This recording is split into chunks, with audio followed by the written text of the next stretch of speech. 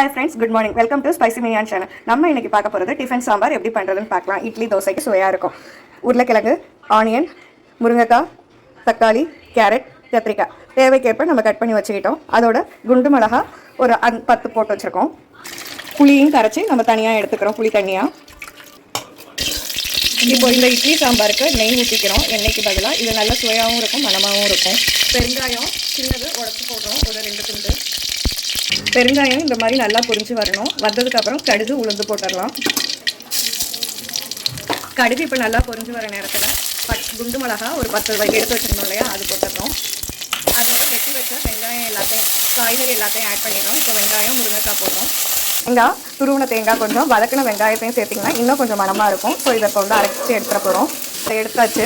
இது பருப்பு 200 கிராம் போட்டிருக்கோம், பாசி பருப்பு 50 கிராம் போட்டிருக்கோம். போட்டு வேக வச்சு எடுத்தாச்சு. திக்னஸ் இது அப்படியே வந்து நம்ம ஸ்மாஷ் பண்ணி சாம்பாரில் போட்டோம் அப்படின்னா கொஞ்சம் திக்னஸ் வரும், அதுக்காக தான். கரைச்சி வச்ச புளி தண்ணியை இதில் ஆட் பண்ணிட்டோம். உப்பு தேவையான அளவுக்கு போட்டு மிக்ஸ் பண்ணுறோம். சாம்பார் பொடி நம்ம ஆல்ரெடி போட்டிருக்கோம், அதோட லிங்க்கும் நான் கீழே வந்து கமெண்ட் செக்ஷனில் கொடுக்குறேன். 1 கப் தண்ணியும் ஊற்றிருக்கோம், ஏன்னா வெஜிடபிள்ஸ்லாம் நல்லா பாயில் ஆகிறதுக்கு. ஒரு 10 மினிட்ஸ் மீடியம் ஃப்ளேமில் வச்சுருங்க. பருப்பை வந்து வேக வச்சு எடுத்தாச்சு. இப்போ அதையும் ஆட் பண்ணுறோம். வெஜ்ஜஸ்லாம் வந்துட்டு நல்லா பாயில் ஆகிடுச்சு. அதுக்கப்புறம் இந்த பருப்பை ஆட் பண்ணுறோம். இதோட கொத்தமல்லி கொஞ்சம் மேலாப்பில் போட்டுட்டு நிறுத்திடுங்க, நல்லா சுவையாக இருக்கும். கடைசியாக ஒரு சொட்டு நெய்யை வந்து ஆட் பண்ணிவிட்டு க்ளோஸ் பண்ணி வச்சுருங்க. இதோட அரைச்சி வச்ச அந்த தேங்காய் மிக்ஸை ஆட் பண்ணிவிட்டு அதை ஒரு ஜஸ்ட் 2 மினிட்ஸ் மட்டும் மீடியம் ஃப்ளேமில் வச்சுருங்க. இன்றைக்கி என்ன டிப்ஸ்னால், பருப்பு மட்டும் குலையாமல் எடுத்துருங்க, அவ்வளோதான். சாம்பார் ரெடி. இதோட இட்லி தோசை வச்சு சாப்பிடுங்க. Thank you friends. மறக்காமல் சப்ஸ்கிரைப் பண்ணிவிடுங்க.